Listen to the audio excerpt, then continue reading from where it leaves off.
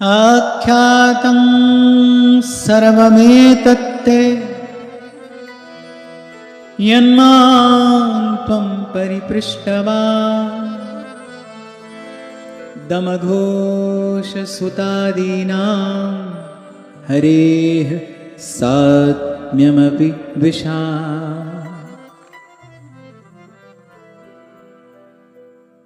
श्री प्रहलाद जी के अत्यंत पवित्र चरित्र का वर्णन करने के पश्चात देवर्षि नारद जी ने महाराज युधिष्ठिर से कहा कि आपने मुझसे पूछा था कि भगवान से द्वेष करने वाले शिशुपाल आदि को भी उनके सारूप्य की प्राप्ति कैसे हुई। इसी के उत्तर में यह सब वृतांत मैंने तुमसे कहा।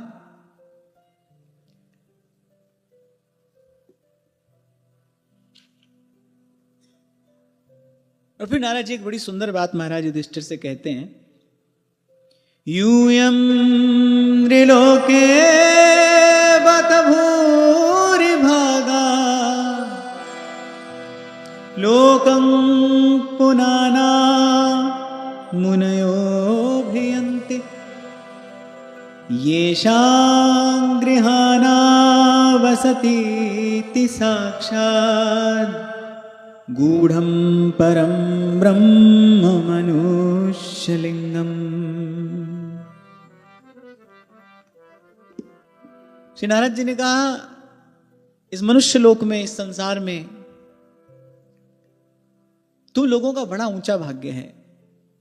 तुम लोगों के भाग्य की जितनी प्रशंसा की जाए उतनी कम है, क्योंकि तुम्हारे अपने घर में साक्षात परम ब्रह्म पूर्ण पुरुषोत्तम जगदाधार जगन्नियंता जगन्नाथ ने मनुष्य का रूप धारण करके गुप्त रूप से निवास करते हैं। ये जो समय समय पर तीनों लोगों को पवित्र कर देने वाले ऋषि मुनियों का तुमको दर्शन होता है, साधु संतों की सेवा का सौभाग्य तुमको प्राप्त होता है, बोलिए वस्तुतः ये जो तुम्हारे घर में श्री कृष्ण गुप्त रूप से विराजमान है ना, ये उसी का सुफल है, उसी का प्रसाद है।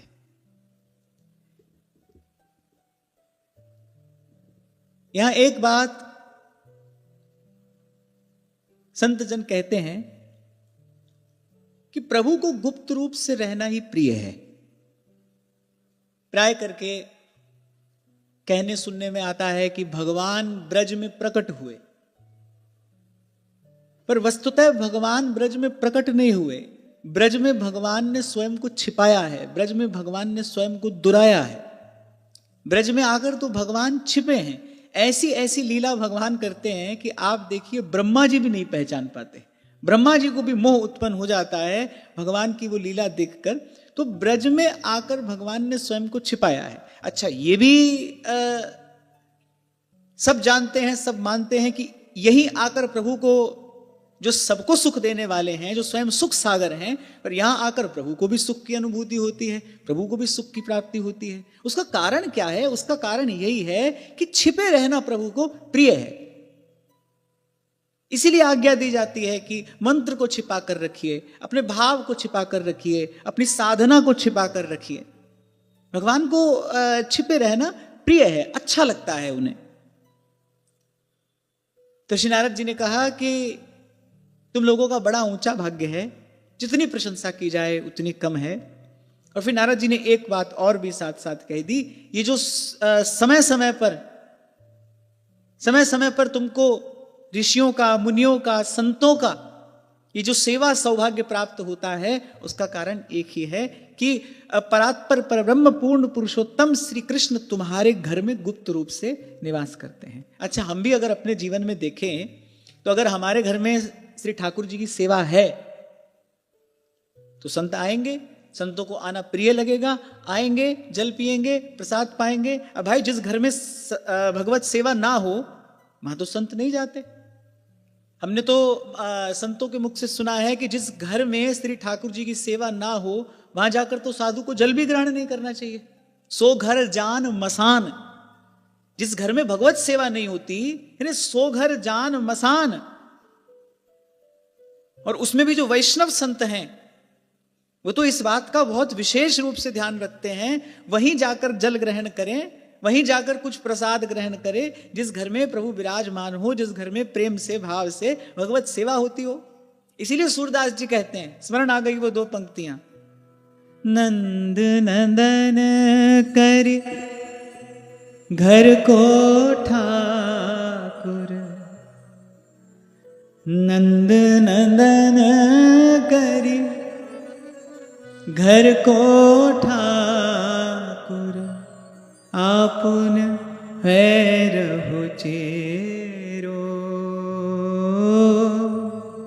आपुन हैरहु चेरो, यही विधि कहा घटे गो तेरो, यही विधि कहा घटे गो तेरो।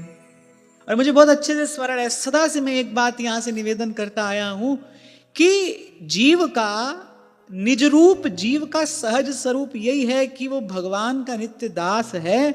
और हम भले अष्टयाम सेवा न कर सकें, सेवा का बहुत विस्तार करने की योग्यता, करने की सामर्थ्य भले अभी ना हो, तो भी प्रत्येक को एक बार श्री ठाकुर जी की सेवा में उपस्थित अवश्य होना चाहिए। चाहे आप एक तुलसी दल जाकर निवेदन करें, एक फल अमनिया करके श्री ठाकुर जी को निवेदन करें, एक पुष्प श्री ठाकुर जी को निवेदन करें। मैं सेवक हूं, आप स्वामी हैं, सेवक होकर और स्वामी की सेवा में उपस्थित नित्य अवश्य होना चाहिए, अवश्य होना चाहिए। धर्म का पालन न करने वाले को प्रत्यवाय लगता है, दोष लगता है। हमारे लिए धर्म यही है, हमको हमारे आचार्यों ने सेवा ही तो धर्म के रूप में प्रदान किया है ना। हमारा धर्म, हमारा कर्तव्य श्री जी की सेवा है। अब मान लो हमारी दिनचर्या ऐसी है, सुबह से शाम तक नहीं कर सकते सेवा, कोई बात नहीं, एक बार सेवा में उपस्थित अवश्य हुई है। जब दीक्षा भी होती है ना, तो मैं यही बात कहता हूं। अब भाई सबकी दिनचर्या अलग अलग है, माताओं बहनों को तो विशेष रूप से घर गृहस्थ का सब कार्य भी देखना है, सबके ऊपर कुछ ना कुछ कार्यभार रहता है। तो मैं सेवा संबंधी किसी विशेष बंधन में तो मैं नहीं बांधता हूं, तो मैं इतना अवश्य कहता हूं कि एक बार प्रभु की सेवा में उपस्थित अवश्य होना है। गोस्वामी जी एक बड़ी अद्भुत बात उत्तरकांड में कहते हैं, सेवक सेव्य भाव बिनु भवना तरिये उर्गा। हे गरुड़ जी, सेवक सेव्य भाव के बिना, सेवक सेव्य भाव की सिद्धि के बिना इस दुस्तर संसार से पार जाया ही नहीं जा सकता। अस सिद्धांत विचार, सेवक सेव्य भाव बिन भव न तरिये उर्गार। अब उस भाव की पुष्टि कैसे होगी? गोस्वामी जी कह रहे हैं कि सेवक सेव्य भाव बिन, सेवक सेव्य भाव अर्थात प्रभु जी तुम स्वामी हम दासा, प्रभु जी तुम स्वामी हम दासा, ऐसी भक्ति करे रे दासा, ऐसी भक्ति करे रे दासा। अच्छा, वैसे भी जो भक्ति भावना है, जो प्रेम भाव है, वो बिना सेवा के रह ही नहीं सकता। अभी हम श्री भरतलाल जी के पावन चरित्र का जब चिंतन कर रहे थे, आप देखिए जब श्री रघुनाथ जी के हृदय का भाव श्री भरत जी ने जान लिया कि प्रभु का सुख इसी में है कि मैं लौट जाऊं, पर फिर भी श्री भरतलाल जी ने कहा कुछ अवलंब तो आप मुझे प्रदान करिए। मोरे शरण राम ही की पनही। तब श्री ठाकुर जी ने अपनी पादुका प्रदान की।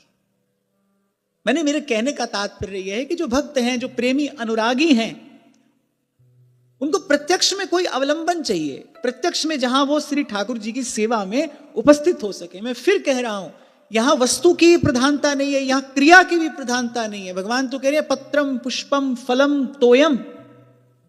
पत्र तुलसी दल, पुष्प जो भी ऋतु फल उपस्थित आपको उपलब्ध है, वो जल, अरे और कुछ नहीं, थोड़ा सा जल। और ये क्यों आवश्यक है? क्योंकि वो जो सेवक सेव्य का जो भाव है, जिसके बिना इस दुस्तर संसार सिंधु से पार नहीं जाया जा सकता, सेवक सेव्य भाव बिनु भव न तरिए उर्गार। इसीलिए कभी किसी सत्र में आपसे मैंने कहा था, सेवा अवश्य करनी है और स्वयं करनी है। ऐसा ना हो कि सुबह से शाम तक रख लिए 2-4 व्यक्ति तनख्वाह देकर, और करा तो सुबह से लेकर शाम तक सेवा रहे हैं, लेकिन आप हाथ पर हाथ धरे बैठे। ऐसा नहीं, आप करिए। नंद नंदन करी घर को ठाकुर, नंद नंदन करी घर को ठाकुर, आपुन है रहो चेरो, आपुन है रहो चेरो, यही विधि कहा बसे गो तेरो, यही विधि कहा घटे गो तेरो। सेवा के बिना नहीं रहना है। एक समय करो, 2 समय करो, त्रिकाल करो, श्री जी कृपा करें अष्टयाम सेवा करो। सेवक सेव्य का जो वो भाव है, प्रभु जी तुम स्वामी हम दासा, वो भाव पुष्ट कर रहा है, वो भाव परिपक्व होना चाहिए। वही जहाज है इस दुस्तर संसार सिंधु से पार जाने के लिए, यही जहाज है। इसी भाव पर उस पार पहुंचेगा कोई। और फिर संत कह रहे हैं, माया के, काल के, प्रपंच के भय से अगर कोई मुक्त होता है तो वो केवल केवल केवल प्रभु का सेवक ही होता है। तेरे सेवक को पौ किछ नाहि, जम न आवे नेरे। सेवा का उपदेश देने से सेवक का भाव दृढ़ नहीं होता, सुन लेने से नहीं होता, सेवा करने से सेवक का भाव दृढ़ होगा। मैं प्रभु का सेवक हूं, सेवा करोगे तो यह भाव दृढ़ होगा, तो यह भाव पुष्ट होगा। और यह बात ध्यान रहे, बड़ी महत्वपूर्ण बात है, इसीलिए बार बार कह रहा हूं, ऐसा ना हो कि सुबह से शाम तक 4 आदमी रखे और खूब सेवा ठाकुर जी करा रहे हैं, आपको लग रहा है खूब सेवा हो रही ना, आप करिए। हमारे आचार्य इस आचरण को प्रत्यक्ष करके दिखाते हैं। व्यास जी जब आए तो व्यास जी ने तो यही सोचा होगा ना कि भाई दिव्य सोने के सिंहासन पर आचार्य भगवान विराजमान होंगे, छत्र चमर शिष्य लिए खड़े होंगे। अब जब मदन टेर पहुंचे, जब ऊंची ठौर पहुंचे, तो कोई और ही दृश्य वहां दिखाई पड़ रहा है। कहां है? रसोई में है, रसोई में है। व्यास जी ने सोचा कुछ निरीक्षण करने के लिए गए होंगे, पर जब रसोई में जाकर देखा तो चूल्हे पर पात्र चढ़ा है, श्री महाप्रभु जी स्वयं रंधन कर रहे हैं। व्यास जी एकदम देखकर आश्चर्यचकित रह गए, क्योंकि व्यास जी तो भाई राजगुरु हैं, 52 राजाओं के गुरु हैं। किसी एक भी प्रदेश का मुख्यमंत्री शिष्य बन जाए फिर तो कहना ही क्या। और यहां देखो व्यास जी 52 राजाओं के गुरु हैं। व्यास जी ने तो ऐसा दृश्य कभी कल्पना भी नहीं की होगी कि मैं जाऊंगा और आचार्य का दर्शन ऐसे होगा। श्री जी के राजभोग के लिए श्री महाप्रभु जी अमनिया सिद्ध कर रहे हैं। अरे इसकी बात छोड़िए, चूल्हे में जो लकड़ी जलेगी वो लकड़ी बीनने के लिए भी महाप्रभु जी स्वयं जाते हैं। श्री नाहरमल जी ने इतना ही तो कह दिया था कि प्रभु ये कार्य तो किसी के द्वारा कराया जा सकता है, थोड़ा सा धन देकर। सदा प्रसन्न रहने वाला वो मुखचंद्र म्लान हो गया जब महाप्रभु जी ने ये सुना। महाप्रभु जी ने बस इतना ही कहा, बोले राजा का अन्न खाके तेरी मति भ्रष्ट हो गई है, दूषित हो गई है। अरे अनेक अनेक जन्मों के यत्नों के बाद भी प्रभु जो नहीं देते, मुक्तिम ददाति करहिचित स्मन भक्ति योगम, वो भक्ति मैंने, वो सेवा मैंने संतों की कृपा से पाई है। और तू कहता है किसी को धन दे के वो कार्य करा लिया जाए? तू अपना है, कोई दंड तो तुझे नहीं देता, बस आज के पीछे ये अपना मुख लेकर मेरे सन्मुख मत आना। आप यहां से विचार करिए कितना कष्ट महाप्रभु जी के हृदय को हुआ होगा ये सुन के। और उस कष्ट का कारण क्या है? उस कष्ट का कारण है कि सेवा में कितना अनुराग है, सेवा में कितनी प्रीति है। सेवा आप हो, थोड़ी करिए, कोई बात नहीं। इसीलिए मैंने कहा एक समय करो, पर श्री ठाकुर जी की, श्री जी की सेवा में उपस्थित अवश्य हुई। अपने हृदय में ये भाव लेकर, प्रभु जी तुम स्वामी हम दासा, क्योंकि गोस्वामी जी सिद्धांत दे रहे हैं। सिद्धांत शब्द का प्रयोग गोस्वामी जी ने किया है। सेवक सेव्य भाव बिन भवना तरिये उर्गा। सिद्धांत माने फैक्ट, प्रिंसिपल, जिसमें कभी कोई परिवर्तन नहीं होता। और गोस्वामी जी कह रहे ये सिद्धांत है, इसमें परिवर्तन नहीं होगा।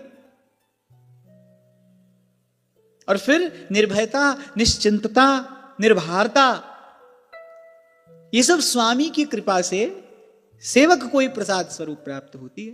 तेरे सेवक को पौ किछ नाही, जम न आवे नीरे। अच्छा, पहले जो घर में श्री ठाकुर जी विराजमान हैं, पहले उनकी सेवा करनी आरंभ करो। फिर सेवा करते करते जब सेवा के प्रसाद स्वरूप सद्गुण हृदय में प्रकट होंगे, फिर चलते चलते गंतव्य आता है। और सेवक का गंतव्य क्या है? गंतव्य माने डेस्टिनेशन, जहां पहुंचना है। सेवक का गंतव्य क्या है? सुई सेवक जाके असि मति न टरई हनुमंत। मैं सेवक सचराचर रूप स्वामी भगवंत। रूप स्वामी भगवंत। आज जितने लोग यहां बैठे हैं उनमें से कुछ ऐसे हैं जो दिन में एक बार भी सेवा में उपस्थित नहीं होते। होते हैं, मैं ये नहीं पूछ रहा, जो नहीं होते। हाथ ऊंचा करके बताओ अगर कुछ हैं तो। 1 2 3 4 5। धीरे धीरे हाथ उठ रहे हैं। आज भाई तुम सबको ठाकुर जी ने कृपा करके यहां श्री वृंदावन धाम में, यहां संतों की सन्निधि में बिठाया है।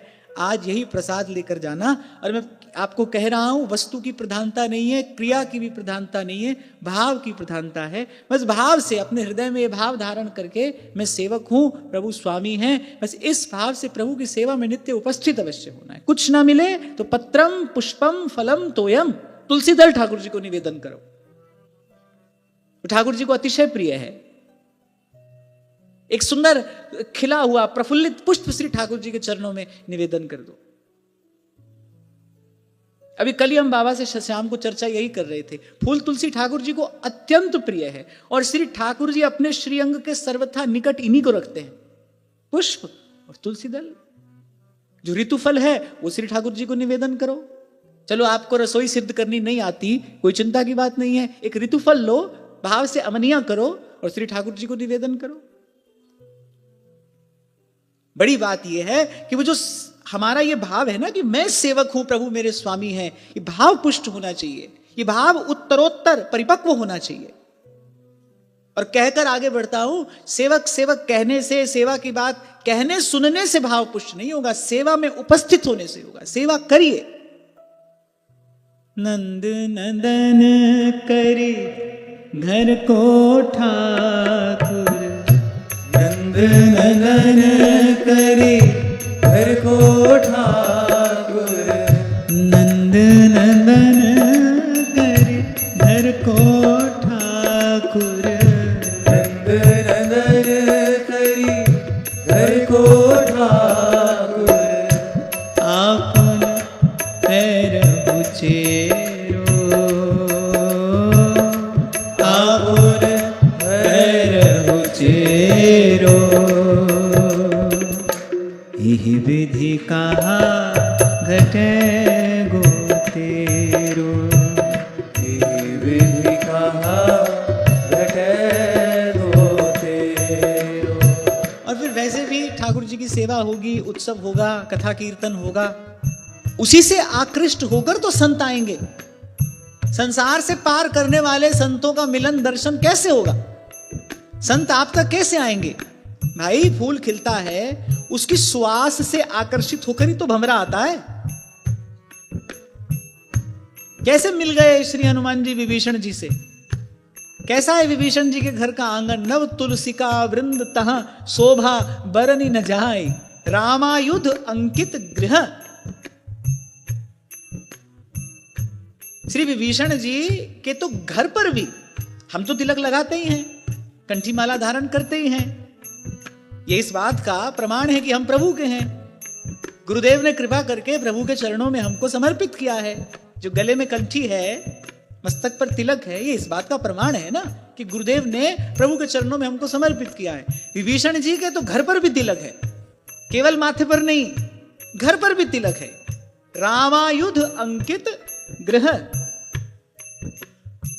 और नव तुलसिका वृंदतः।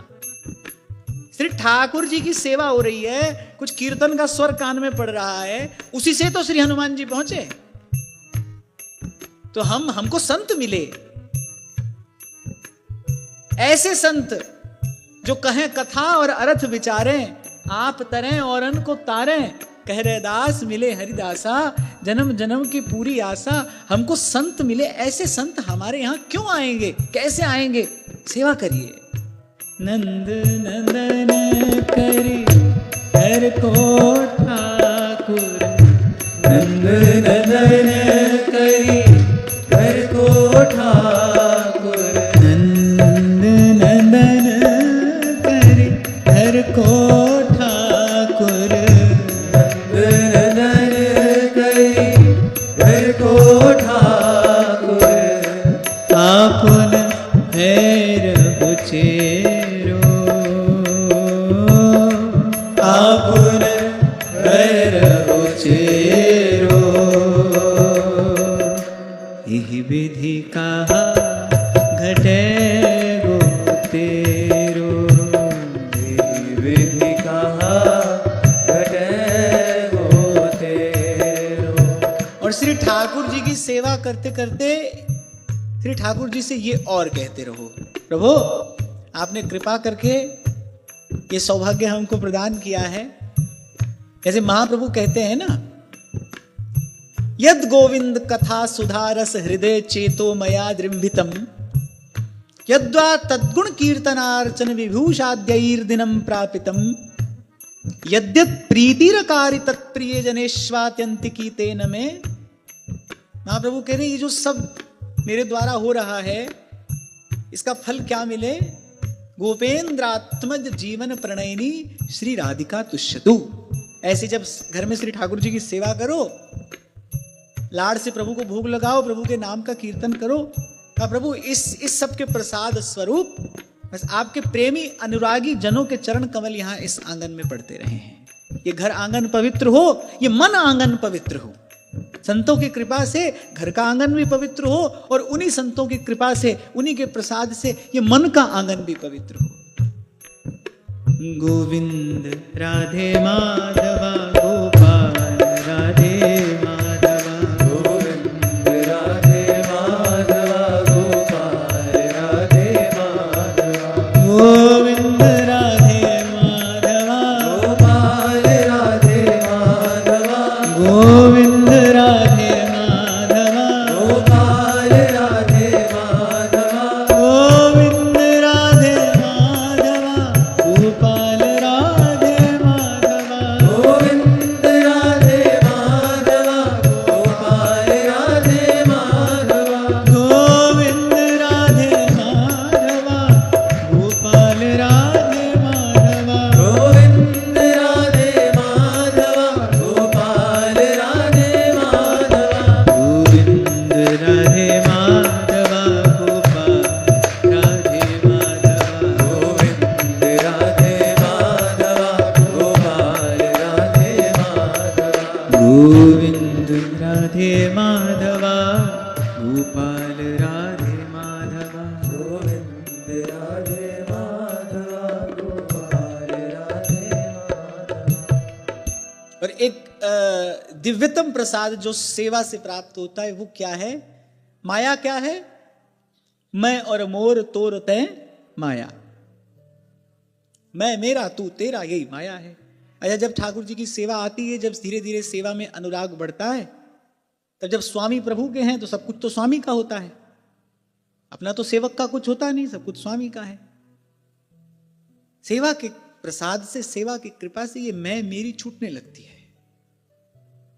मैं सेवक सचराचर रूप स्वामी भगवन। तो नारद जी ये कह रहे हैं कि ये जो संतों का, महात्माओं का, ऋषियों मुनियों का जो दर्शन तुमको प्राप्त होता है, उनका चरणामृत, उनका उच्छिष्ट प्रसाद, उनका वचनामृत, ये दिव्य प्रसादी जो तुमको प्राप्त होती है ना युधिष्ठिर, उसका कारण एक ही है कि तुम्हारे घर में ये छिप कर रहते हैं। यानी श्री नारद जी के कहने का तात्पर्य ये है कि कहीं ये मत समझ बैठना कि हमको अपने पुण्य प्रताप से, अपने पुरुषार्थ से ये सब प्राप्त हो रहा है। ये जो बड़े बड़े तपस्वी, मनस्वी, तेजस्वी, ये ऋषि मुनि, ये योगी, ये सन्यासी, ये 10 दिशाओं से आते हैं ना यहां तुम्हारे यहां, उसका कारण ये है कि ये लीला पुरुषोत्तम तुम्हारे यहां छिप कर रहते हैं।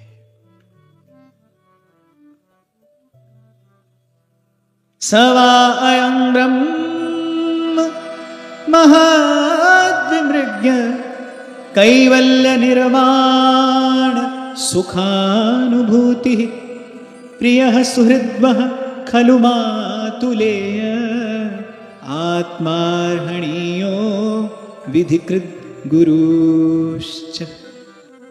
फिर श्री नारद जी ने कहा बड़े बड़े महापुरुष निरंतर जिनको ढूंढते ही रहते हैं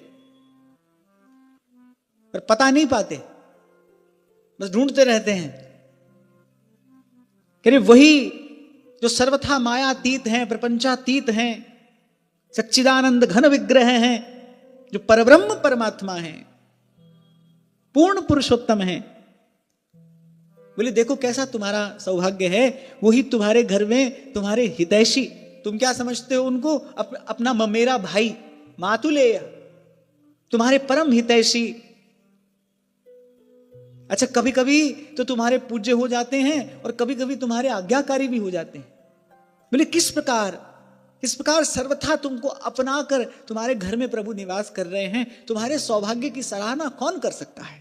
अच्छा श्री नारद जी ने दोनों बात कह दी, श्री युधिष्ठिर जी को बोध भी करा दिया कि ये जो रह रहे हैं ये कौन है, और ये भी कह दिया कि तुमको जो भी प्राप्त हुआ है, हो रहा है और होगा, वो केवल केवल केवल इनके संग का, इनके सानिध्य का, इनकी सेवा का प्रताप है।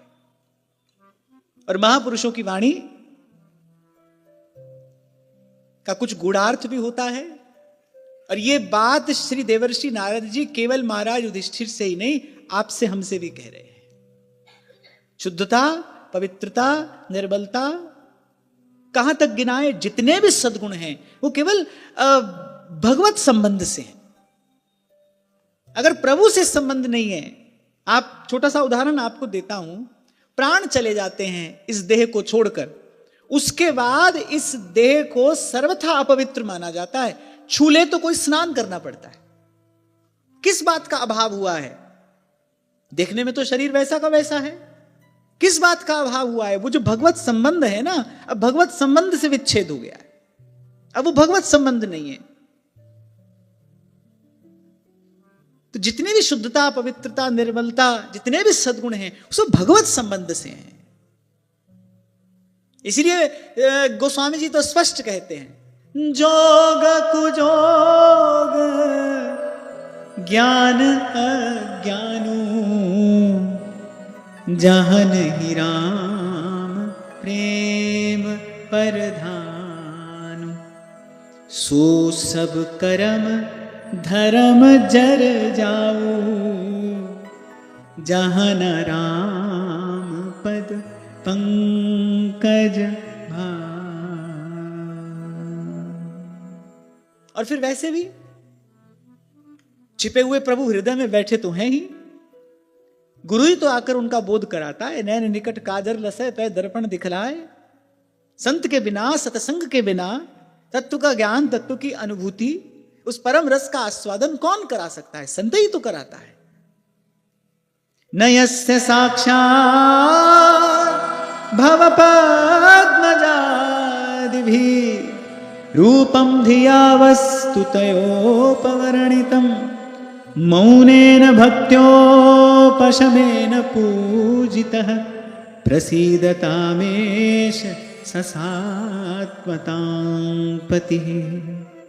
फिर नारद जी ने कहा, अरे शंकर जी, ब्रह्मा जी अपनी सारी बुद्धि लगाकर भी इनको जान नहीं सकते, इनका वर्णन नहीं कर सकते। तो बोले हम तो क्या ही करें। अच्छा देखो, ये एक बड़ी अद्भुत बात है।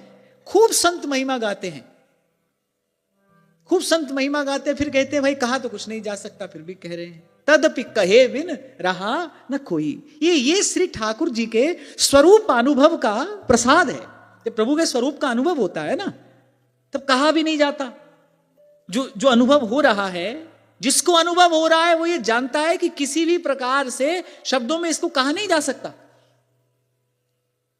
पर कहे बिना रहा भी नहीं जाता। सब गा रहे हैं भगवान की महिमा, साथ साथ में ये भी कह रहे हैं ये महिमा नहीं गाई जा सकती, फिर भी गा रहे हैं।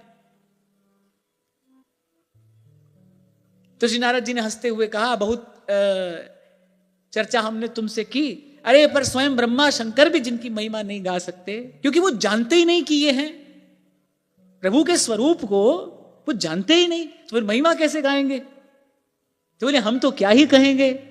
हाँ, फिर एक बड़ा सुंदर सूत्र यहां इस श्लोक में प्राप्त हो रहा है। श्री नारद जी कह रहे हैं हम तो मौन, भक्ति और संयम के द्वारा ही उनकी पूजा करते हैं। मौन के द्वारा, भक्ति के द्वारा और संयम के द्वारा। बड़ा महत्वपूर्ण सूत्र है ये भगवत आराधना का। ये बड़ा महत्वपूर्ण सूत्र श्री नारद जी ने यहां दिया है। मौन, शायद गत सत्र में हमने इस पर बहुत विस्तार से चर्चा की थी। मैंने आपसे कुछ मौन का महत्व कहा था। कोई गाने वाला गाता है ना, हो कोई सुने रे संत सुजान, कोई सुने रे संत सुजान, मुरलिया बाज रही। वो तो मुरली का नाद है, वो तो अनहद है, अनहद नाद है। वो वेणु नाद तो हो ही रहा है, सुनाई क्यों नहीं पड़ता? क्योंकि भीतर शोर बहुत है। आप हम सब यहां पर चर्चा कर रहे हैं, किंचित कोई और स्वर आपके कान में पड़े, आपका ध्यान विषय से हट जाएगा। हमारा तो हट जाता है।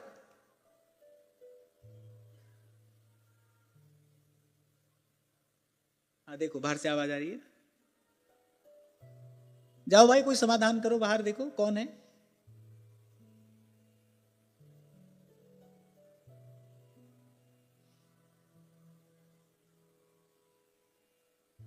किंचित भी जहां वहां से कुछ हो तो विषय है, उसे ध्यान हट जाएगा। थोड़ा भी हो तो हट जाता है। और फिर हमारे भीतर तो कितना शोर है, भीतर शोर, बाहर शोर, शोर ही शोर है। तो मुरलियां बाज रही, वो वेणुनाद तो हो रहा है, हमको सुनाई नहीं पड़ रहा है। वो सुनाई पड़े, उसके लिए सबसे प्रथम और सबसे श्रेष्ठ साधन क्या है? मौन। और आपसे मैंने कहा था कि मन मौन तक पहुंचे, उसके लिए आवश्यक है पहले वाणी का मौन हो, पहले वाणी का संयम हो। अच्छा, ये बात हमने सब भगवत प्राप्त महापुरुषों के जीवन में बिल्कुल समान रूप से देखी। श्री स्वामी रामसुखदास जी महाराज, स्वनाम धन्य श्री डोंगरे जी महाराज, और गिरिराज जी वाले हमारे पूज्य श्री पंडित बाबा महाराज। अच्छा, उनके जीवन में तो इसका बड़ा बड़ा सम्यक प्रकार से अनुष्ठान किया गया, मौन का। अच्छा, वाणी के सदुपयोग की विधि क्या है? पहले तो आवश्यकता पड़ने पर ही बोलिए। अब आप देखिए, हम देखें क्या हमारे जीवन में इस प्रकार का संयम है? बिल्कुल भी नहीं। बोले चले जा रहे हैं, बोले चले जा रहे हैं। पहले तो आवश्यकता पड़ने पर बोला जाए, और फिर कम से कम शब्दों में अपनी बात कह दी जाए, कम से कम शब्दों में।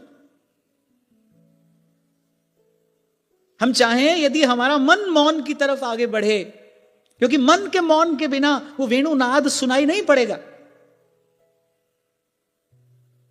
हमने कह दिया, आपने सुन लिया, किसी ने कह दिया, हमने सुन लिया कि चतुरासी क्या है, अरे ये वेणु की ध्वनि तो है, वेणु की ध्वनि तो है। सुनाई पड़ी है किसी को? क्योंकि वेणु की ध्वनि सुनाई पड़ने के बाद तो गोपियां घर में रही नहीं थी, वो तो सब बंधन तोड़कर जा मिली थी रसिक शेखर श्याम सुंदर से। हम तो उसी खींचातानी में पड़े हैं। तो केवल कह सुन ही तो रहे हैं। वो वेणुनाद है, इसका हमको कोई अनुभव थोड़ी हुआ है, हमको कोई वो वेणुनाद सुनाई थोड़ी पड़ा है। किसी ने कहा हमने सुन लिया, हमने आपको सुनाया, आपने सुन लिया, बोले कहना सुनना हो रहा है, और कह तो सुना तो धसा तो हृदय नहीं आवे। अगर वो वेणुनाद है, हमारे कान में पड़ा है, हम तो वहीं के वहीं पड़े हैं, वहीं खड़े हैं। जबकि वेणुनाद का प्रभाव क्या हुआ था, जो जिस स्थिति में थी गोपी वहीं से दौड़ी और श्री ठाकुर जी के चरणों तक पहुंच गई, रसिक शेखर से मिलन हुआ। तो वो वेणुनाद है, इसमें संशय नहीं है। मेरी बात आप ध्यान से समझना, वो वेणुनाद है, वो मुरली की ध्वनि ही है, इसमें संशय नहीं है। हमको सुनाई नहीं पड़ रही है। हमको क्यों सुनाई नहीं पड़ रही है? क्योंकि इतना शोर है, भीतर इतना शोर है। एक क्षण के अंदर, मैंने शायद कभी आपसे कहा था, कभी शीशे के सामने खड़े हो जाओ, दर्पण के सामने खड़े हो जाओ, 1 मिनट, पूरा 60 सेकंड गिनकर, 1 मिनट आपके मन में जितने विचार उठते हैं, जो मन में विचार उठ रहा है वो शीशे के सामने खड़े होकर बोलते जाओ। 1 मिनट बाद आपको लगेगा पागल हो। एक क्षण में मन में जितने विचार उठते हैं वो सब बोलते चले जाइए, आपको लगेगा क्या बेसिर पैर की बात हम कर रहे हैं। भीतर इतना शोर है, बाहर इतना शोर है। तो श्री चतुरासी जी का एक एक शब्द तो वेणु की ध्वनि ही है, और उसमें वही सामर्थ्य है, वो श्री युगल सरकार के चरणों तक पहुंचा देने वाली है, और हमको सुनाई नहीं पड़ रहा। क्यों सुनाई नहीं पड़ रहा? क्योंकि शोर बहुत है। और इस शोर से मुक्त होने का उपाय क्या है? मौन। इसीलिए मैंने कहा पहले वाणी का मौन हो, पहले वाणी का मौन हो। जब आवश्यकता हो तब बोलिए, ना हो तो ना बोलिए। मैं आपसे उस दिन कह रहा था ना, ये तो अब ट्रेंड हो गया ना। माइक लगाओ, बढ़िया आयोजन करो, कोई नहीं करा रहा है तो अपने से करो। फिर कोई सुनने वाला नहीं आ रहा है तो बस भर भर कर लेकर आओ, जैसे नेता लोग अपनी रैली में लेकर जाते हैं, ऐसे लेकर आओ और सुनाओ। पहले ऐसा नहीं था। जो अनुभूति प्राप्त महापुरुष हुआ करते थे वो तो अपने भाव में रमण करते थे। कोई जिज्ञासु पिपासु कभी आता था तो उसकी योग्यता पात्रता का विचार करके उसको बड़े अल्प से शब्दों में उसको साधन का निर्देश कर देते थे, और वो अपने साधन में लग जाता था। मैं उस दिन शंभू जी से यही बात कर रहा था। ऐसा कहीं हमने पढ़ा नहीं कि श्री सुखदेव जी महाराज ने एक बार भागवत कही, एक तो गंगा किनारे भागवत हुई, फिर उनको लगा हो कि भाई अब दूसरी कथा कहां होगी, तीसरी कहां होगी। एक बार हो गई, फिर उसके बाद उससे पहले जैसे थे, फिर उसके बाद अपने अपने भाव में रमण कर रहे हैं, अपने साधन में लगे हैं।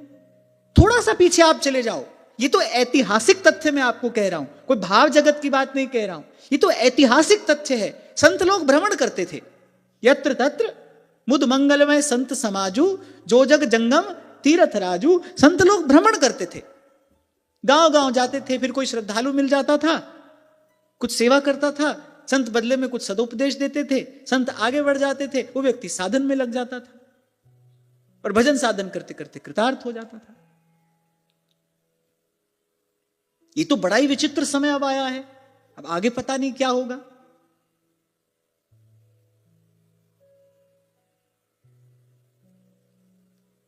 तो वाणी का सदुपयोग, यदि उस अनहद नाद का श्रवण करना है जिससे मन पहुंचता है प्रभु के चरणों में, यदि उस अनहद नाद का श्रवण करना है तो सबसे पहले नारद जी ने बात कही है। अच्छा, ये बात मैं नहीं कह रहा हूं, नारद जी कह रहे हैं। पहले हम किस प्रकार आराधना करते हैं उनकी? मौनेन भक्त्योपशमेन पूजितः प्रसीदतामेश ससात्वतां पतिः। सबसे पहले मौन। अच्छा, वैसे पिछले सत्र में चर्चा हुई थी, कुछ मौन का अभ्यास आरंभ किया कुछ लोगों ने? किया? क्योंकि मैं फिर कह रहा हूं, कहने सुनने से बात नहीं बनेगी। बड़ी अच्छी बात सुनी आज, बड़ा अद्भुत सूत्र मिला, बड़ा आनंद आया, अगले दिन और सूत्र मिला, उसमें आनंद आया, पिछले वाला भूल गया, ऐसे नहीं। अच्छा, और मैं कहता हूं कि कुछ काल का मौन तो हो, लेकिन कभी कभी ऐसे होता है कि एक दिन उपवास करके अगले दिन व्यक्ति भोजन पे टूट पड़ता है। ऐसा नहीं होना चाहिए कि 2-3 घंटा मौन रहे, फिर उसके बाद वो जो 2-3 घंटे की भड़ास है वो निकाल दी।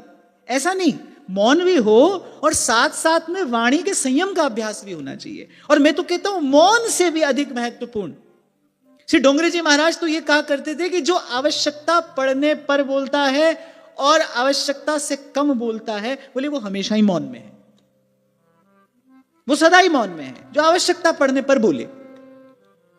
और आप ईमानदारी से एक बार इस सूत्र को अपना लीजिए तो आप देखेंगे कि वस्तुतः बोलने की आवश्यकता बड़ी थोड़ी है।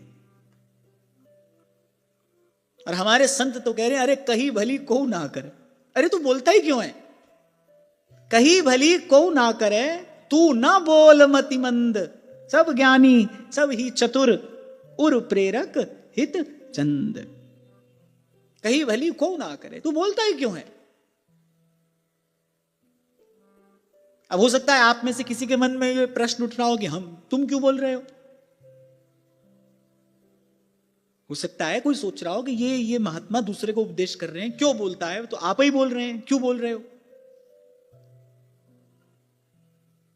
तो पहले का तो पता नहीं भाई, पर अब तो सच्ची बात यही है कि अब कुछ बोलने की इच्छा है नहीं। हां, पर जो करावे सो ही करना, और नानक दास तेरी सरना। पर अब कुछ बोलने की इच्छा नहीं है, कुछ कहने की इच्छा नहीं है, और बहुत अधिक सुनने की भी इच्छा नहीं है, बहुत अधिक सुनने की भी इच्छा नहीं रही, और कहने की तो बिल्कुल भी इच्छा नहीं है कि किसी से कुछ कहा जाए। कार्य प्रभु ने आरंभ कराया है, ऐसा लगता है प्रभु पूर्ण कराएंगे। फिर मैं आपको अपने मन की स्थिति बता रहा हूं कि जैसे बोलने की अब इच्छा नहीं।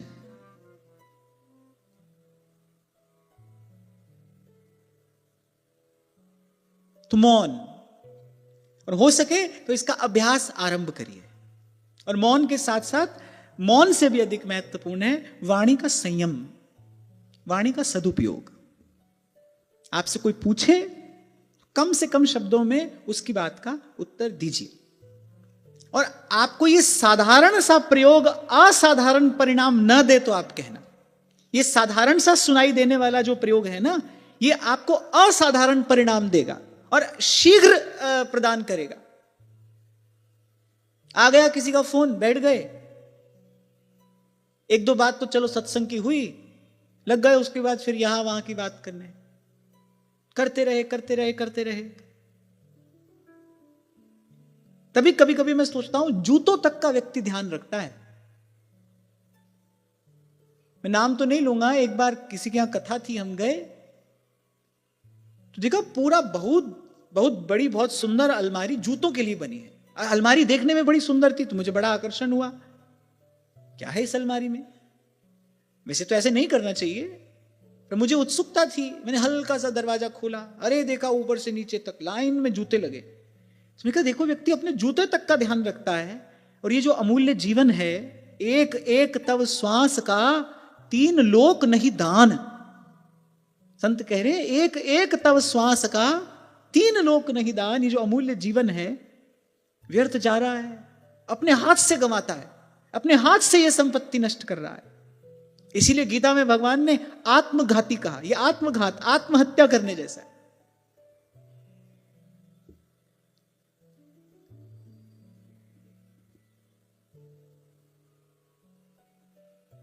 तो कुछ श्री गणेश होगा आज,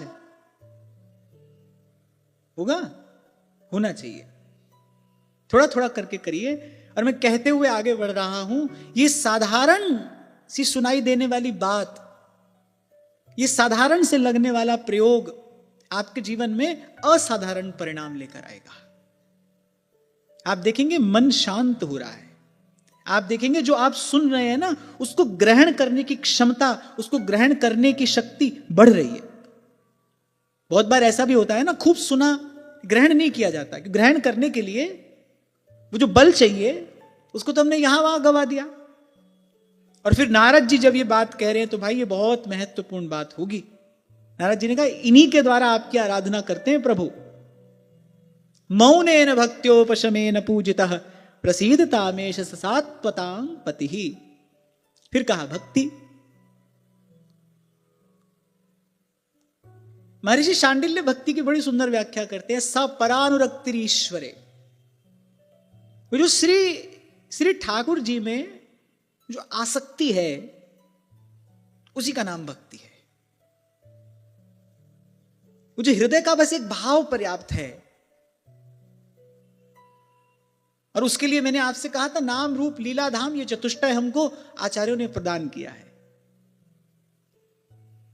लगे रहना है भगवान से किसी ना किसी प्रकार से, कभी नाम, कभी रूप, कभी लीला और कभी धाम। ये जो श्री कबीर जी ने कहा ना तेरी बनत बनत बन जाई, उससे होगा क्या? वो जो बन जाई का अर्थ क्या है? बन जाई का अर्थ ये है फिर एक समय ऐसा आएगा भगवान में, भगवान के नाम में, रूप में, लीला में, धाम में आसक्ति हो जाएगी, फिर उसके बिना रहा नहीं जाएगा। इसी का नाम भक्ति है, रहा ना जाए। कहा करूं कछु बस नहीं मेरो, पाख नहीं उड़ जावन की, ये दो नैना कयो नहीं माने, ये दो नैना कयो नहीं माने, नदियां बहे जैसे सावन की, नदियां बहे जैसे सावन की, कोई कहियो रे हरि आवन की मन भावन की, कोई कहियो रे हरि आवन की, कोई कहियो रे हरि आवन की, कोई कहियो रे हरि आवन की। श्री कुम्मन दास जी का एक पद है, केतिक दिन जु गए बिन देखे। हमको ऐसा लगता था, संतों के मुख से ही श्रवण किया था, कि जब श्री गोसाई जी श्री कुम्मन दास जी को अपने साथ यात्रा पर ले जाने लगे तो ब्रज की सीमा पर ही अभी पहुंचे थे, संध्या हो गई, संध्या वंदन करने के लिए रुके तो श्री कुम्मन दास जी बालक की तरह रो रहे हैं, सिसकियां भर रहे हैं। और जब श्री गोसाई जी ने देखा कुम्मन दास जी की दशा तो उन्होंने कहा कि आप जाइए, कि केवल आप ही व्याकुल नहीं है, श्री श्रीनाथ जी भी आपके बिना व्याकुल हो रहे हैं, आप अविलंब प्रस्थान करिए। पर अभी कुछ दिन पहले एक वैष्णव ने हमको बताया कि वल्लभ कुल के एक बहुत बड़े विद्वान, उन्होंने ये भाव प्रकट किया,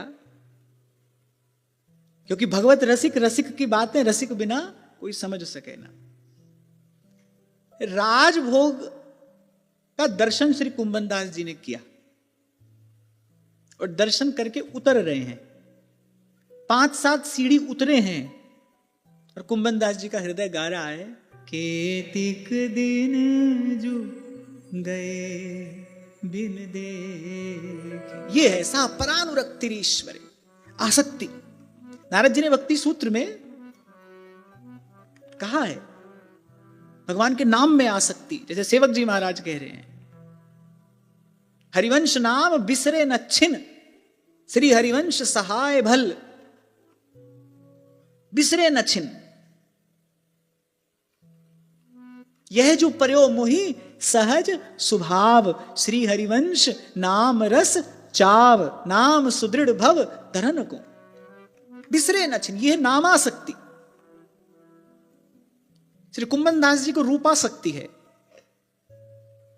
एक बार भावना करो, श्री राजभोग आरती का दर्शन करके लौटे हैं, 2-4 सीढ़ी उतरे हैं और हृदय गा रहा है, केतिक दिन जो गए बिन देखे।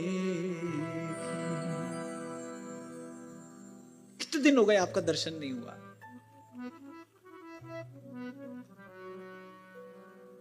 सुना तो है, अब इस बात का अनुभव तो कोई हमको है नहीं। सुना है कि अपने प्रेमास्पद के वियोग में प्रेमी को एक एक क्षण जो है वो कल्प के समान प्रतीत होता है। कुछ झांकी यहां हो रही है, आसक्ति, रहा ना जाए। जब नाम व्यसन हो जाए, उसके बिना रहा ना जाए, यही भक्ति है। बहुत बार हम किसी क्रिया को ही भक्ति समझते हैं। आरती कर ली, पूजा कर ली, यही भक्ति हुई। पर वस्तुतः मुझे ऐसा लगता है, पर वस्तुतः किसी क्रिया का तो वहां भीतर प्रवेश ही नहीं। क्रिया तो वहां तक पहुंचाने के लिए भले हो, वो भी मैं कह रहा हूं भले हो ना भी हो, पर भले हो, पर वहां भीतर तो नहीं है।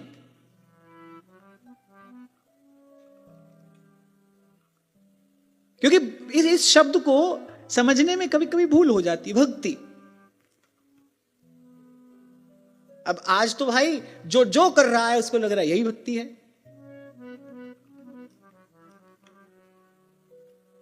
पर आचार्यों के मत में भक्ति क्या है कि सा परानुरक्तिरीश्वरे।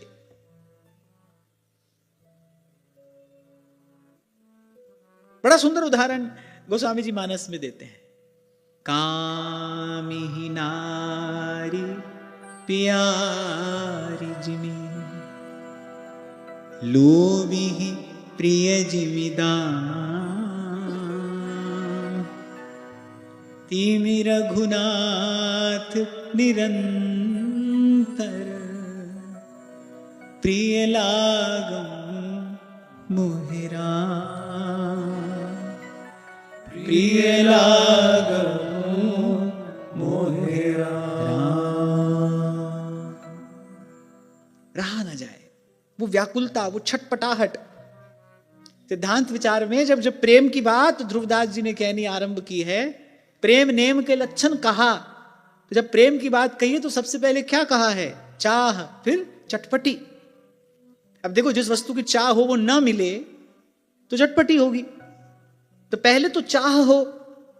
अच्छा, मिलना हमारे हाथ में है नहीं, वो तो प्रभु के हाथ में है। और फिर ऐसा सुना है हमने कि थोड़ा तरसाते भी हैं ये, तो वो चटपटी बड़ी स्वाभाविक है। हाँ, लेकिन हमारे पूज्य श्री पंडित जी महाराज कहा करते थे, बोले एक क्षण के उस विरह ताप से, वो जो भगवत वियोग है ना, जो भगवान का जो विरह है, कह रहे उस एक क्षण के उस विरह ताप से कि जीव के अनंत अनंत जन्मों की पाप राशि भस्म हो जाती है। इसीलिए कबीर कहते हैं, कबीरा हंसना छोड़ दे, अरे कर रोने से प्रीत, कर रोने से प्रीत। और प्रेम का पहला लक्षण क्या है? चाह। कबीर जी ये कह रहे हैं कि ये संसार के हंसी खेल छोड़, इस रोने की चाह कर। सच्चे हृदय से कभी मांगा प्रभु से कि आपके चरणों से लिपट कर, आपकी याद में, आपकी स्मृति में, आपको पाने के लिए व्याकुल होकर रो? अब ऐसे तो भाई रो ही रहे हैं सब, नानक दुखिया सब संसार, दुख में आदमी रोता ही है।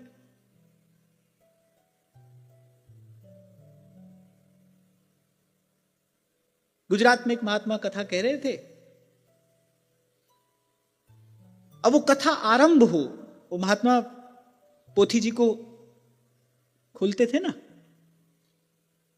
और एक माता रोना आरंभ कर दे, सुबक सुबक कर रोए, फिर बीच में थोड़ा शांत हो, फिर वो पोथी जी को वापस वस्त्र में लपेटे, फिर रोए, फिर रोए, फिर रोए, रोती रही। अब 5वें 6ठे दिन सब लोग महात्मा जी से भेंट करने आए, तो माता भी आई। अब महात्मा जी को लगता था कि ऐसा अद्भुत भाव इसको कहां से प्राप्त हुआ है, ऐसा अनुरागी श्रोता। कथा आरंभ होती है, अभी तो हम पोथी खोलते हैं, रोना शुरू कर देती है। तो महात्मा जी से रहा नहीं गया, उन्होंने कहा, माता हम पर कृपा करके ये बात बताओ, ये तुमको ऐसा ऐसा दिव्य भाव कहां से प्राप्त हुआ है? वो बेचारी सोच में पड़ी, कैसा दिव्य भाव? बोले, जो हम जैसे ही पोथी खोलते हैं तुम रोना शुरू कर देती हो, फिर रोती हो, फिर जब हम पोथी लपेटते हैं फिर रोना शुरू कर देती हो।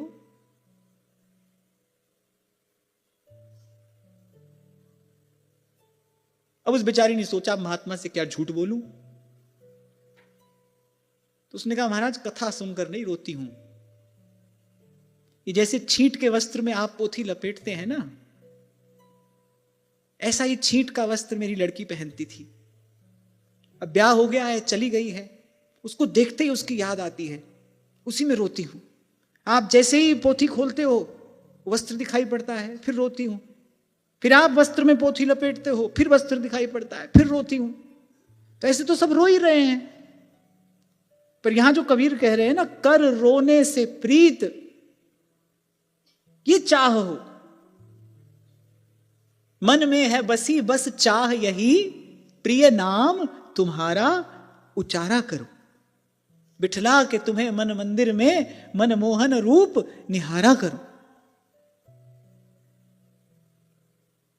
हमको तो बहुत बरस हो गए देखते हुए, बहुत लोग रोते हैं कथा में, सुबक सुबक कर रोते हैं।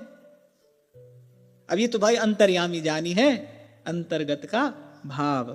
हाँ, पर कबीर जी ने कहा अवश्य है, कबीरा हंसना छोड़ दे,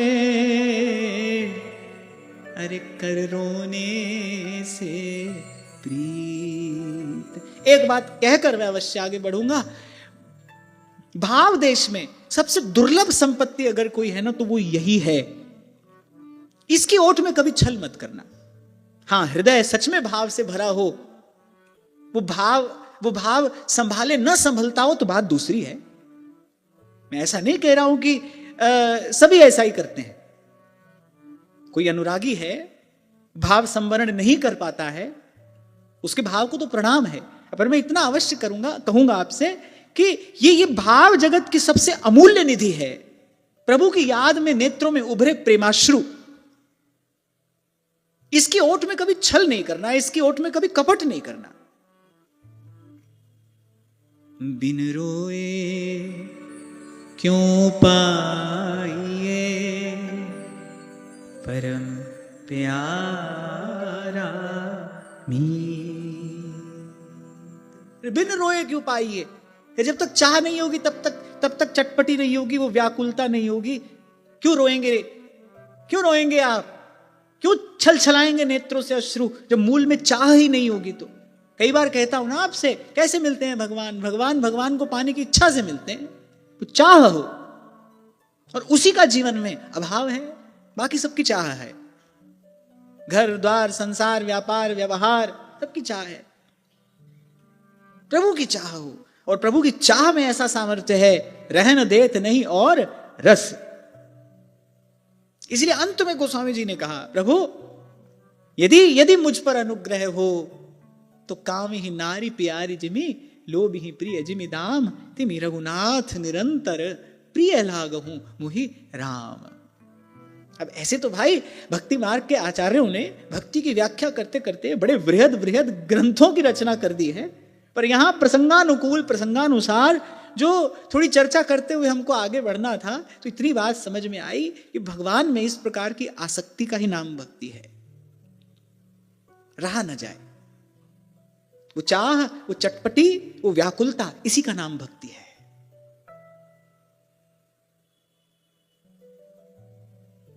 और एक और बात जहां से आज चर्चा आरंभ हुई कि गोपन प्रभु को प्रिय है।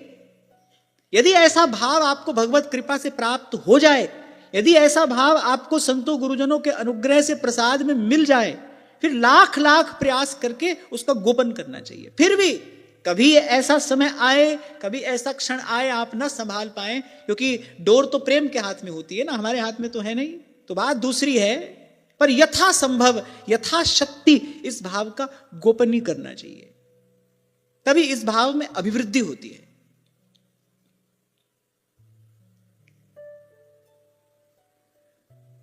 तो श्री नारद जी ने कहा पहले तो मौन, और मौन क्यों, आपको मैंने निवेदन किया, जब तक मौन नहीं होगा, मन और वाणी का मौन जब तक नहीं होगा, वो जो अनहद नाद है वो नहीं सुनाई पड़ेगा। ठाकुर जी आपसे कुछ कहना चाहेंगे, इतना शोर है, हम सुने नहीं पा रहे हैं, कैसे सुनेंगे। इसी को किसी गोपी ने कहा, घर आए सजना फिर गए अंगना, मैं बौरी रहे सोई। और फिर तीसरी बात श्री नारद जी ने कही, संयम। इस पर तो हम अनेक अनेक बार चर्चा करते आए, और जब तक श्रीमद् भागवत की चर्चा होगी तब तक भगवान वेदव्यास बार बार कहते रहेंगे। क्यों? क्योंकि सतपथ पर चलने का यदि कोई इच्छुक है तो फिर अपने विरुद्ध ये युद्ध तो उसको अंत तक लड़ना ही पड़ेगा। संयम।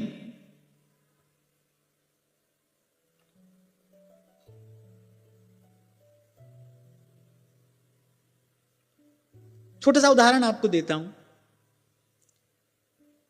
4 लोग बैठे हैं घर में, बोल रहे हैं, बतला रहे हैं, यहां की बात हो रही है, वहां की बात हो रही है। इट्स वेरी नॉर्मल, ये साधारण सी बात है, इसमें कुछ विशेष नहीं है। पर अगर आप एक साधक होकर देखो, 1 घंटा लोग खाना खाने बैठते हैं ना, 1 घंटा खाना खाते खाते यहां वहां की सब चर्चा होती है। साधक होकर देखो तो वो 1 घंटा हमने वाणी का, शक्ति का, समय का दुरुपयोग किया कि नहीं किया। अब ऐसे आप देखो तो इट्स वेरी नॉर्मल, ऐसा ही होता है। लेकिन अगर साधक होकर देखोगे, यदि साधक होकर देखोगे तो लगेगा कि नहीं, ये सब व्यर्थ गया। इसीलिए मैं बार बार आपको निवेदन करता हूं, कुछ नहीं होना है, हमको साधक होना है। साधक होकर जब हम किसी स्थान को, किसी विषय को, किसी परिस्थिति को देखेंगे तब कुछ और बात समझ में आएगी। कई बार आपसे कह देता हूं ना, एक व्यवहार में पड़ा एक व्यक्ति मेरी बात सुनेगा तो उसको ये बात शायद बहुत अधिक काम की ना लगे, लेकिन जब हम साधक होकर सोचेंगे तब समझ में आएगा कि हां भाई, ये क्या किए जा रहे हैं हम। क्योंकि जब संयम कहा, जब देवर्षि नारद संयम कह रहे हैं, तो संयम का अर्थ क्या है? संयम का अर्थ यही है ना भाई, अपनी जीवनी शक्ति को संयमित करना है। किसके लिए? यह बात समझ लेने के लिए कि आंख वस्तुतः मिली तो भगवत दर्शन के लिए ही है, संत दर्शन के लिए ही है, हाथ मिले तो प्रभु की सेवा के लिए ही है, ये जीवन वस्तुतः भगवत आराधन के लिए ही मिला है। और आपको एक उदाहरण दिया था मैंने, आपको अमनिया लाने के लिए कोई थोड़ी सी राशि दे कि जाओ अमनिया ले आओ, और आप बाजार में जाकर उसको मौज मस्ती में उड़ा दो, तो आपने कितना बड़ा अपराध किया। जीवन तो मिला, ये शक्ति मिली, ये कर्मेंद्रियां, ये ज्ञानेंद्रियां, ये मन, ये सब कुछ मिला तो भगवत आराधन के लिए। अब हमने उसको मौज मस्ती में उड़ाया, तो ये अपराध हुआ कि नहीं हुआ? और फिर अपराध का दंड मिलता है। क्या दंड मिलेगा? पुनरपि जननी जठरे शयनम। इसका और क्या दंड होगा? फिर संसार में आना पड़ेगा। जो कार्य करने के लिए प्रभु ने भेजा वो कार्य किया नहीं। देत ईस बिन हेत सनेही, कृपा करके भगवान ने ये अवसर दिया, हमने अपना कार्य किया नहीं। अच्छा, फिर ये जरूरी नहीं है कि अगली बार आपको सब अनुकूलता मिले ना मिले। अब तो भगवान ने सब अनुकूलता की, ये बड़ी मौज है। मानुष तन वृंदा विपिन रसिकन संग विरूप। ये सारी चर्चा का प्रयोजन ये है, हमको अपना दृष्टिकोण बदलना पड़ेगा। हम साधक हैं, हमको अपने जीवन का प्रत्येक विषय, प्रत्येक वस्तु, प्रत्येक परिस्थिति, प्रत्येक विचार, पति होकर, पत्नी होकर, भाई होकर, मित्र होकर या कुछ और होकर नहीं देखना है। हमको अपने जीवन को साधक होकर देखना है। जब साधक होकर देखोगे तो ये सब बात समझ में आएगी। मैं साधक हूं। जो आज चर्चा का मुख्य बिंदु रहा, सेवक सेव्य भाव बिन भवन तरिये उर्गान। मैं प्रभु का सेवक हूं, ये बात कैसे पक्की होगी? ये भाव कैसे पुष्ट होगा? केवल 1.5 घंटा यहां या 2 घंटा 3 घंटा यहां किसी सत्र में बैठकर केवल प्रवचन उपदेश सुनने मात्र से नहीं होगा, ध्यान रखना। और मैं तो कहता हूं कि इतना सुनने की आवश्यकता भी नहीं है। करने वाले को इतना सुनने की आवश्यकता नहीं है। करने वाला तो थोड़ा सा सुन के करने लगता है। और ऐसा मेरा अपना साधक जीवन का अनुभव है। मैं बड़ी विनम्रता पूर्वक कह रहा हूं, आप 2 कदम चलो। उस महामहिम की व्यवस्था ऐसी है, आप 2 कदम चलो, अगले 2 कदम कहां रखने हैं आपको, इतना प्रकाश वो कर देता है। ये तो आप हम कह सुन रहे हैं किस लिए? भाई हमको अपना पाठ दोहराना है, दोहराते रहना है और दोहराते रहेंगे। दृष्टिकोण बदलना पड़ेगा। मैं साधक हूं, मैं साधक हूं, मैं साधक हूं। इस विचार का पुनः पुनः अभ्यास करना पड़ेगा।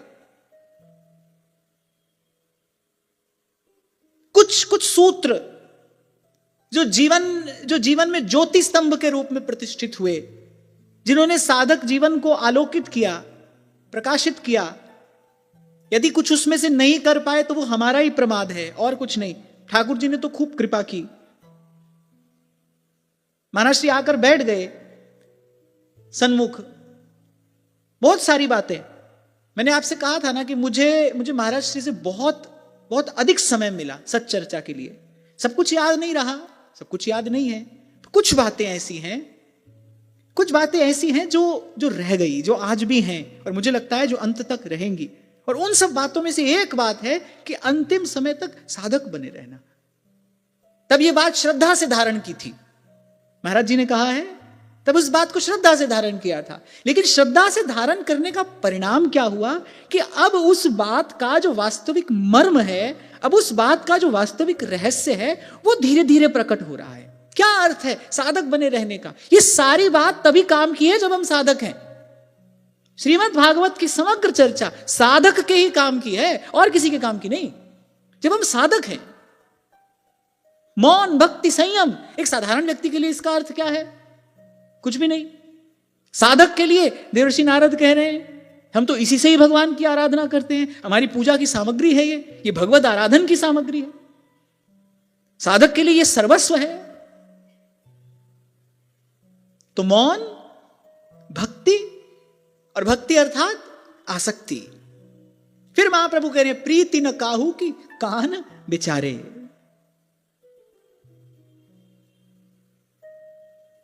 बाईसा की भक्ति ऐसी है, अब मैं नहीं माना जी थारी, मन भर मिले आ गिरधारी। अब मैं नहीं माना जी थारी, मन भर मिले आ गिरधारी। और आप साधक होकर जब इस जीवन शैली को अपनाओगे, जब आपकी दिनचर्या इन सब अंगों से विभूषित होगी, तो झंझट भी हो सकता है। कहां से होगा? घर के ही लोगों से हो सकता है। अब आप बोलते ही नहीं, अब आप बातें ही नहीं करते, अब आप ऐसा नहीं करते, अब आप वैसा नहीं करते, कहीं जाते नहीं, कहीं आते नहीं, सगे संबंधियों के यहां नहीं जाते। अब इसका समाधान तो यही है भाई, बिना तप के शुद्धि नहीं होती, और हम लोगों के लिए यही तप है। हमको और तो कोई अग्नि तापनी नहीं है, कोई जल में आकंठ खड़े रहना नहीं है, और कोई तप तो हमको नहीं करना है। हमारे लिए यही तप है। अब मैं नहीं माना जी थारी। दृढ़ता पूर्वक अपने मार्ग पर चलिए।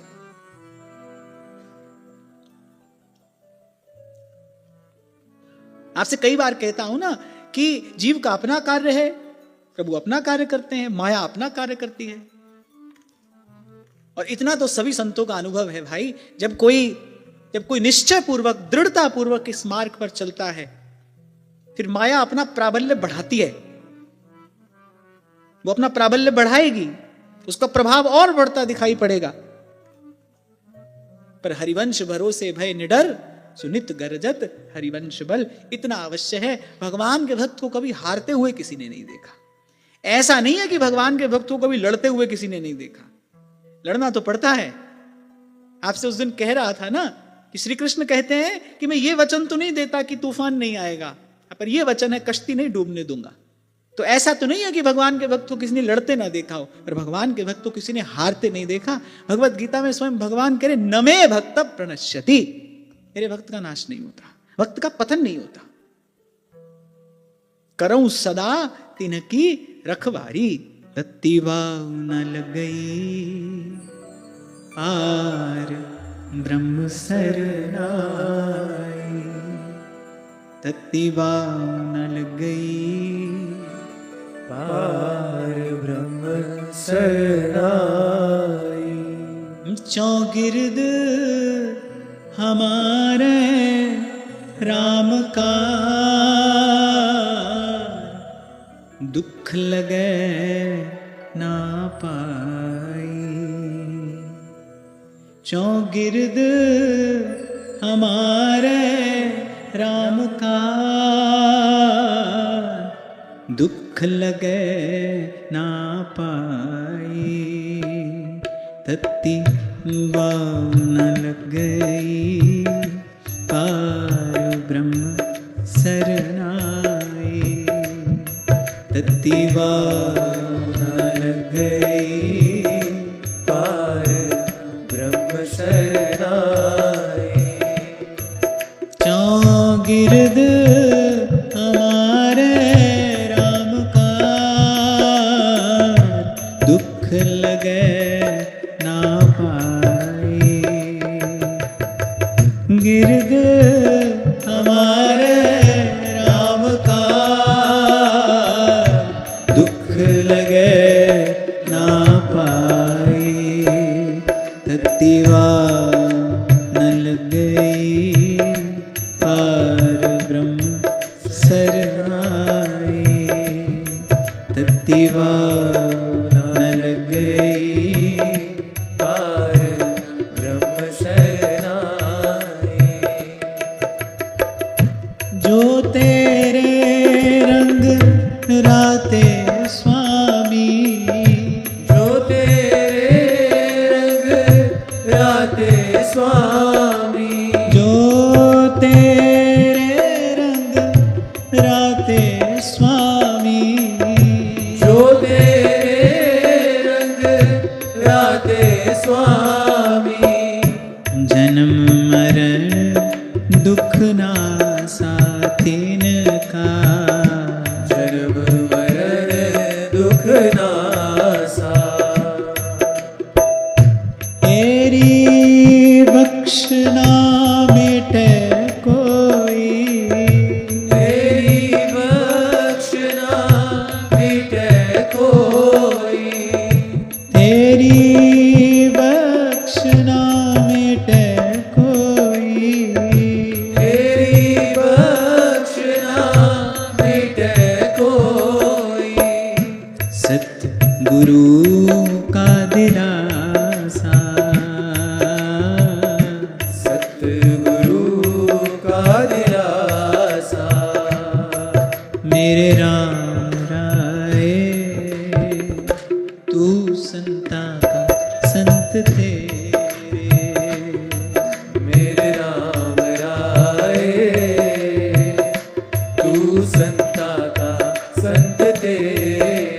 तेरे सेवक को किछ नाही, मेरे सेवक को किछ नाही। तेरे सेवक को किछ नाही। मेरे सेवक को किछ नाही। जमुना आवे नेरे, मेरे राम राय तू संता का संत तेरे। मेरे राम राय तू संता का संत तेरे। मेरे राम राय तू संता का संत तेरे। मेरे राम राय तू संता का संत तेरे।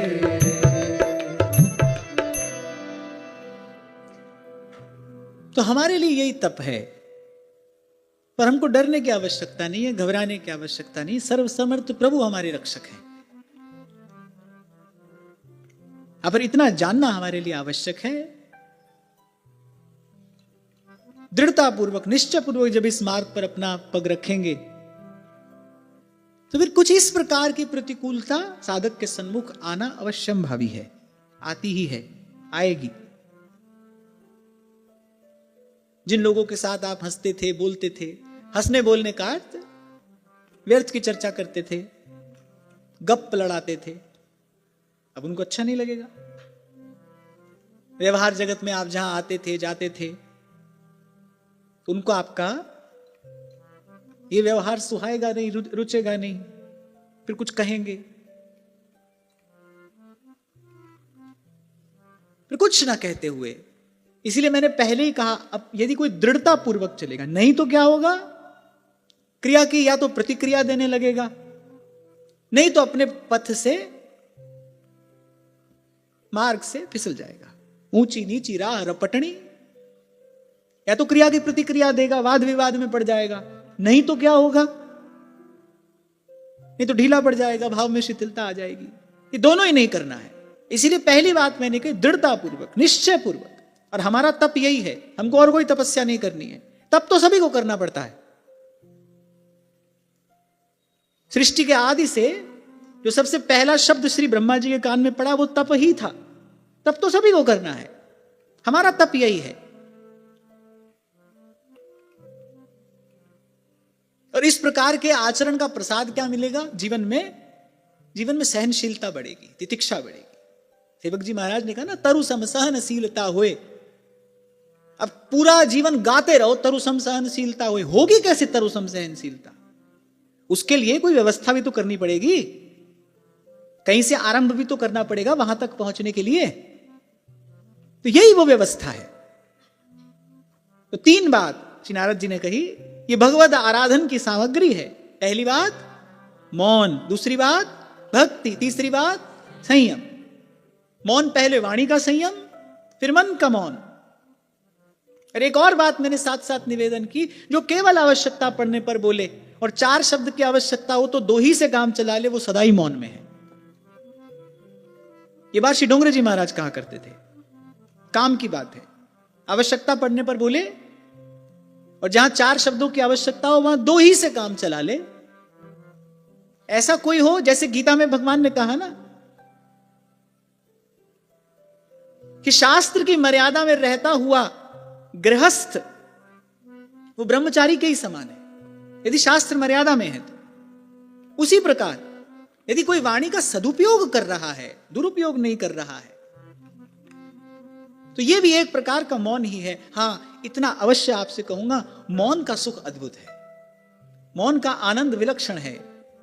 और मौन का जो प्रसाद है, क्योंकि वो मौन का प्रसाद है तो कहने में नहीं आ सकता, मौन का प्रसाद अनिर्वचनीय है, जिसको मिला है वही जानता है। तो मौन भक्ति, भक्ति अर्थात नाम रूप लीला धाम में आसक्ति, वो चाह, वो चटपटी, और संयम। और कहते हुए वाणी को विराम देता हूं, ये तो भाई वो युद्ध है जो साधक को अंत तक लड़ना पड़ता है। श्री प्रबोधानंद सरस्वती पाद वृंदावन महिमा अमृतम में ये बात कहते हैं कि इन द्वंद्वों से साधक को अंत तक जूझना पड़ता है।